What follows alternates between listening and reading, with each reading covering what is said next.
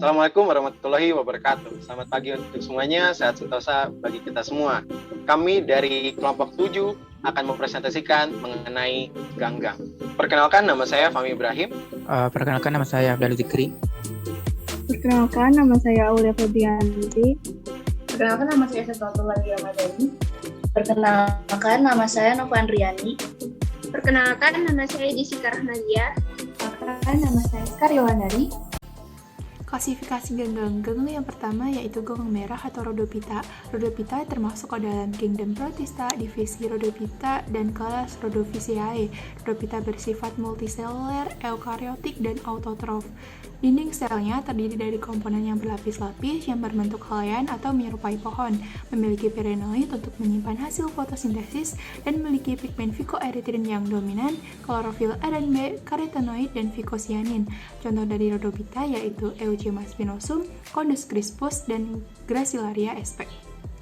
Klasifikasi yang kedua yaitu Chlorophyta atau ganggang hijau.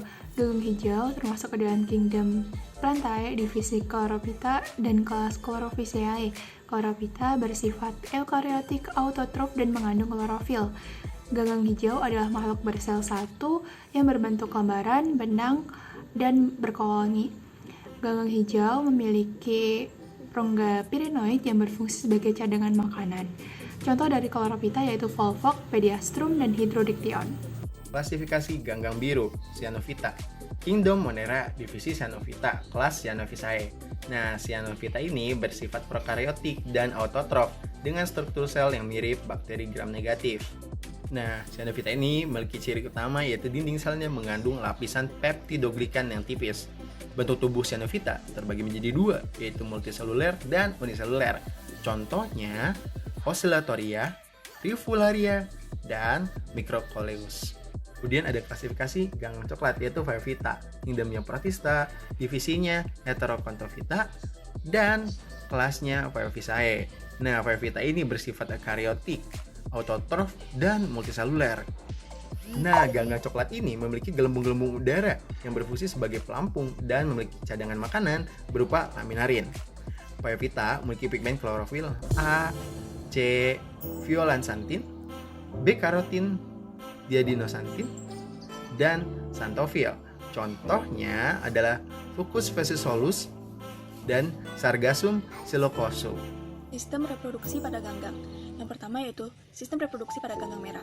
Ganggang merah berkembang secara vegetatif dengan membentuk apanospora, yaitu spora non-motil yang tidak bergerak, dan berasal dari talus ganggang yang diploid.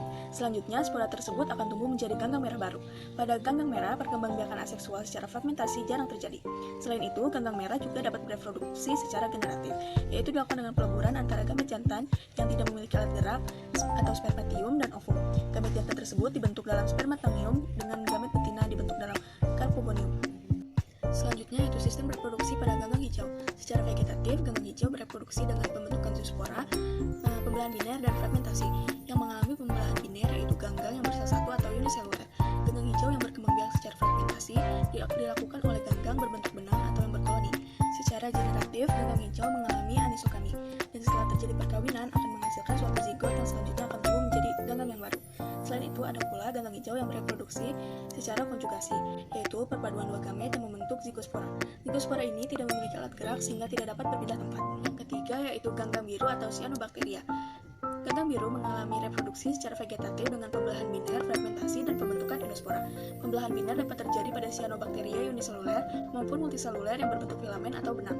Sedangkan secara fragmentasi atau pemutusan sebagian tubuh organisme, cyanobacteria yang berbentuk filamen akan mengalami pemutusan bagian tubuh, yaitu dapat terjadi di bagian tertentu pada sel-sel yang mati.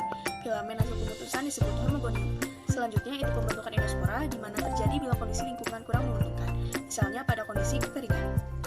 Yang terakhir yaitu ganggang coklat. Secara vegetatif, ganggang coklat melakukan reproduksi dan fragmentasi dan pembentukan spora berupa aplanospora dan zoospora. Zoospora yang dihasilkan memiliki flagel yang tidak sama panjang dan terletak di bagian lateral.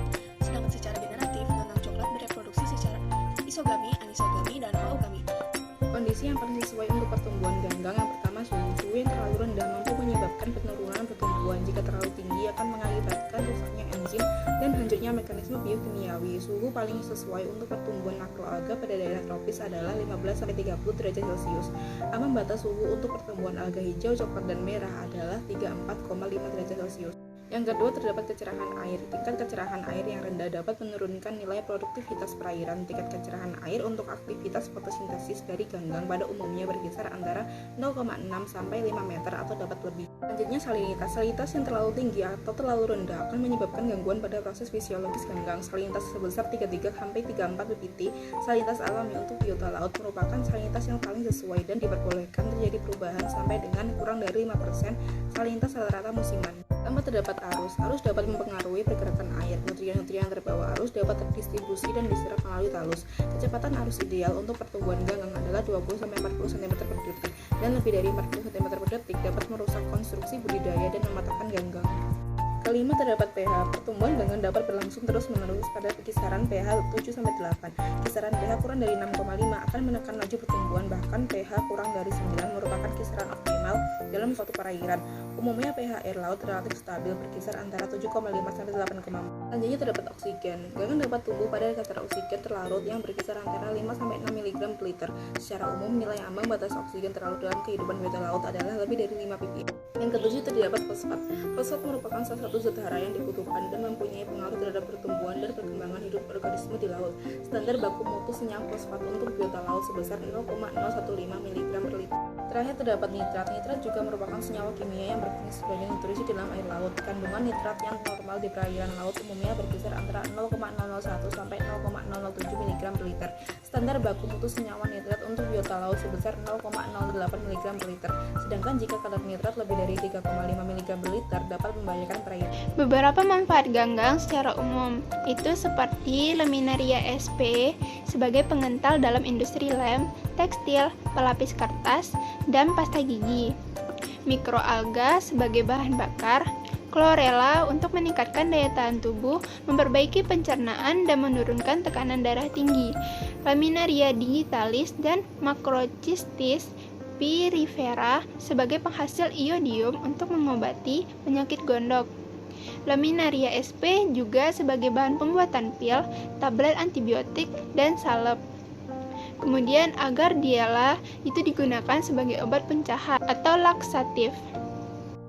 Dunaliella sp digunakan sebagai sumber beta-karoten yang bermanfaat untuk mencegah berbagai kanker, termasuk kanker paru-paru. Laminaria sp digunakan juga untuk pupuk pertanian.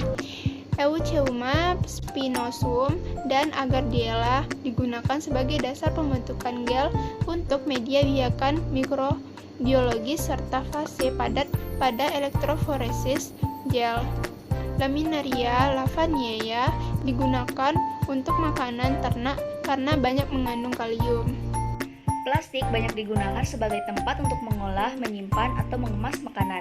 Dalam kehidupan masyarakat sehari-hari, penggunaan plastik semakin meningkat. Plastik lebih banyak dipilih karena fleksibel, tidak mudah pecah, tidak korosif, harganya relatif lebih murah, praktis, dan lebih tahan lama. Namun, plastik juga mempunyai kelemahan, yaitu tidak tahan panas dan dapat mencemari produk karena adanya migrasi komponen monomer yang berakibat buruk terhadap kesehatan. Penggunaan plastik secara terus-menerus dapat menyebabkan adanya penimbunan limbah plastik yang berdampak buruk terhadap lingkungan kesehatan masyarakat.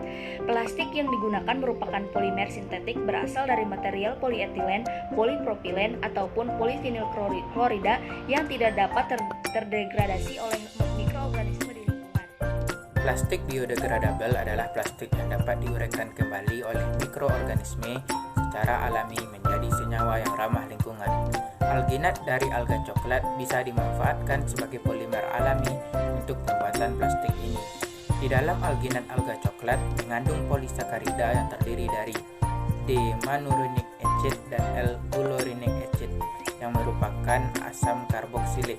Asam ini merupakan ester yang termasuk polimer sehingga dapat diurai kembali dengan mudah dan memenuhi kriteria sebagai bahan plastik biodegradabel. Penggunaan alga menjadi bahan pembuatan plastik biodegradabel menjadi salah satu upaya mengurangi limbah plastik yang ada di Indonesia.